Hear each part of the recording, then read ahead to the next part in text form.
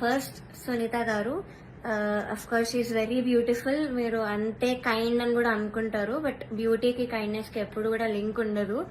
So okay, మీరు observe చేయండి, first episode నుంచి కూడా ప్రతిసారి నేను స్టేజ్ మీదకి వచ్చిన ప్రతిసారి వాడు ఒక ఫేస్ ఇస్తారు. అది ఎవ్వరికి పెట్టరు ఆ ఫేస్, బట్ ఓన్లీ నాకు ఆ డిస్గస్టెడ్ లుక్ పెడతారు ఫేస్ మీద.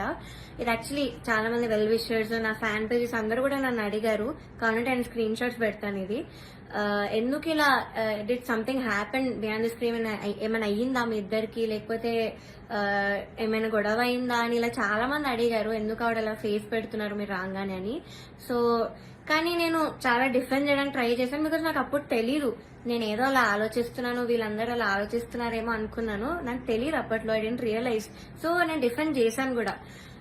సో నాకు ఎప్పుడు క్లారిటీ వచ్చిందంటే, అంతరామమయం పాడే ముందు సౌండ్ చెక్ అయ్యేటప్పుడు ఇన్ ఇయర్స్ పెట్టుకున్నాను, అండ్ ఆవిడ దగ్గర ఒక మైక్ ఉంది, అది ఆన్ ఉంది, అది పాపం వాడికి తెలీదు, మైక్ ఆన్ ఉంది, నేను ఇన్ ఇయర్స్ పెట్టుకున్నాను.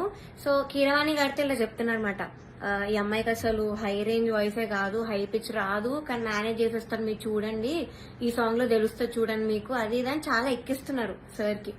అండ్ అఫ్ కోర్స్ నాకు ప్రతి సాంగ్ కి ఆవిడ దగ్గర నుంచి నెగటివ్ కామెంట్స్ వచ్చాయి. అది మీరు నమ్ముతారు, జడ్జెస్ ఏదంటే అదే నిజం అనుకుని మీరు అఫ్ కోర్స్ నమ్ముతారు, ఓకే. బట్ అదర్ కంటెస్టెంట్స్ పాడేటప్పుడు I even give their names, ఇద్దరు, శ్రీధృతి అండ్ గాయత్రి అక్క, వీళ్ళిద్దరు పాడేటప్పుడు పిచ్చింగ్, ఎస్పెషలీ ధృతికి చాలా పిచ్చింగ్ ఇష్యూస్ వచ్చేటప్పుడు అయితే ఆవిడ ఇలా సైగలు చేసేవాళ్ళు, షార్ప్ అయితే ఇలా చెప్పేవాళ్ళు, అది మేము అందరం చూసాము. గాయత్రి అక్క కూడా షార్ప్ అయితే ఇలా కింద ఫ్లాట్ బాడ్ అని చెప్పేవాళ్ళు, మొన్న కూడా అయింది అది. సో అంటే నాకు తప్పు లేకపోయినా మీరు అక్కడ కామెంట్స్ లో చెప్తున్నారు, వీళ్ళు చేశాక కూడా మీరు అక్కడ చెప్పకుండా సైగలు చేస్తున్నారు. సో అక్కడ నాకు నా మీద ఎందుకో గ్రడ్జ్ పెట్టుకున్నారని కూడా అర్థమైంది. నమస్కారం. నిన్నంతా ఒకటే డిస్కషన్, సింగర్ ప్రవస్తి, పాడతా తీయగా జడ్జెస్, జ్ఞాపిక ప్రొడక్షన్స్, ఈటీవీ సంస్థ, పాడతా తీయగా రకరకాల ఛానల్స్లో రకరకాల వార్తలు ప్రసరించారు. అండ్ ఆ అమ్మాయి చాలా యూట్యూబ్ ఛానల్స్కి ఇంటర్వ్యూ ఇచ్చింది, ఎక్స్పోజ్ చేసే ప్రయత్నం చేసింది బేసిక్గా. అంటే ఇవన్నీ ఛానల్స్ వాడిన భాష, అండ్ తను ఎక్స్పోజ్ చేద్దాం అనుకున్నాను అని చెప్పింది కాబట్టి ఆ మాట వాడాల్సి వస్తుంది. అండ్ ఆల్సో డైరెక్ట్గా సునీత అని మాట్లాడింది కాబట్టి నేను ఈ వీడియో చేస్తున్నానండి. ఫస్ట్ ఆఫ్ ఆల్ ప్రవస్తి, చిన్నప్పటి నుంచి నేను బాలుగారు, జానక్ గారు, చిత్రమ్మ అందరూ ఒళ్ళో కూర్చోబెట్టుకున్నట్టే నేను కూడా ఒళ్ళో కూర్చోబెట్టుకొని ముద్దు చేశానమ్మా. ఇప్పుడు నీకు 19 ఏళ్ళు కదా, అలాగే ఒళ్ళో కూర్చోబెట్టుకుని ముద్దు చేస్తే బాగుండదు కదా.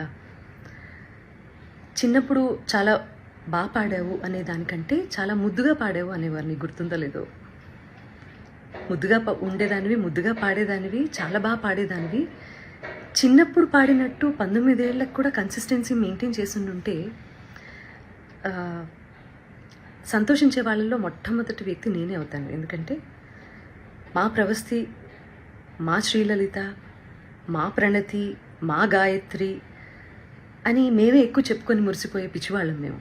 ఎందుకంటే ఎవరు బాగా పాడితే ఆ పాటలో కరిగిపోయి కన్నీళ్ల పర్యంతం అయిపోయి ఏడ్చేసిన సందర్భాలు, ఏడ్చేసిన ఎపిసోడ్స్ చాలా ఉన్నాయి. అవి నువ్వు చూడలేదేమో, అవి మిస్ అయ్యావు అనుకుంటా.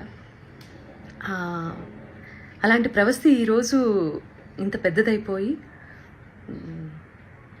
రోడ్ మీదకి వెళ్ళి ఇంతమందితో మాట్లాడి తన బాధలు వెళ్ళగక్కుని మమ్మల్ని మా గురించి చర్చించే స్థాయికి ఎదిగింది అంటే నాకు కొంచెం అసంతృప్తిగా కూడా ఉంది. But that doesn't matter for you, because నువ్వు చెప్పాలనుకున్నది చెప్పావు బయటికి వెళ్ళి. ప్రవస్తి, నీకు విషయం చెప్పాలమ్మా, నీకు పాడతా తీయగా కాంపిటీషన్ మాత్రమే కాదు, డిఫరెంట్ ఛానల్స్లో కూడా కాంపిటీషన్లో నువ్వు పార్టిసిపేట్ చేసావు కదా, నీకు ప్రాసెస్ తెలీదమ్మా. సింగర్ సెలెక్షన్ అంటే సింగర్స్ పంపించేటటువంటి సాంగ్ సెలెక్షన్లో రైట్స్ అనేవి కూడా ప్రతి ఛానల్కి కొన్ని సాంగ్స్కి రైట్స్ ఉంటాయి, వాటిల్లోంచి కూడా సెలెక్ట్ చేయాలి అన్న ప్రాసెస్ నీకు తెలుసో లేదో నాకు తెలియదు, కానీ ఆడియన్స్ అందరికీ మాత్రం చెప్తే అన్ని విషయాలు చెప్పు, ప్రాసెస్ గురించి చెప్పు. ఆ ప్రాసెస్లో ఉన్నటువంటి రెస్ట్రిక్షన్స్, ఛానల్కి ఉన్నటువంటి రెస్ట్రిక్షన్స్, ఇవన్నీ కూడా మాట్లాడమ్మా, అప్పుడు నేను నిజంగా సంతోషిస్తాను. సో ఛానల్కి అండి కపుల్ ఆఫ్ రెస్ట్రిక్షన్స్ ఉంటాయి మ్యూజిక్ని డిప్లాయ్ చేయడానికి, అంటే మ్యూజిక్ని వాడుకోవడానికి. అన్ని పాటలకి రెస్ట్రిక్షన్, అన్ని పాటలకి లీనియన్స్ ఉండదు.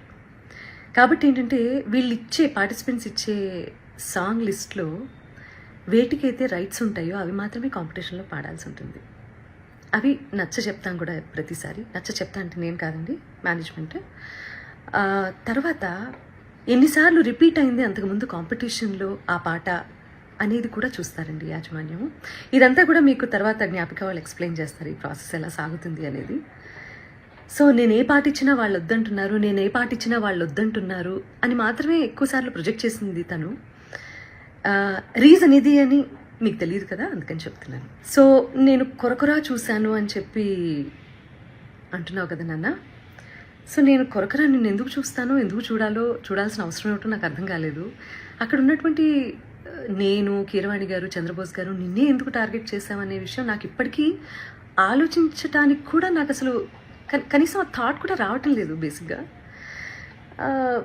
నేను నిన్ను కొరకొర ఎందుకు చూసానో మరి నాకు అర్థం కాలేదు. నువ్వు మర్చిపోయావు అనుకుంటా. నేను నీకు కొన్ని విషయాలు గుర్తు చేస్తాను. ఏంటంటే అమ్మా,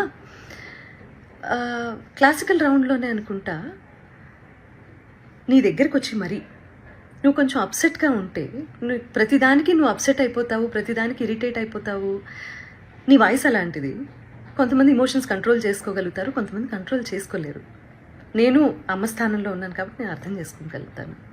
నీ దగ్గరకు వచ్చి మరి మిగతా పార్టిసిపెంట్స్ సాక్ష్యంగా ఉన్నారు తల్లి. ఈ రోజుల్లో ఏంటంటే నువ్వు నా మీద ఇన్ని ఎలిగేషన్స్ వేసావు, ప్రూవ్ చేసుకోవాల్సిన అవసరం కూడా నాకు ఉంది కదా, unfortunately are fortunately, what ever it may be.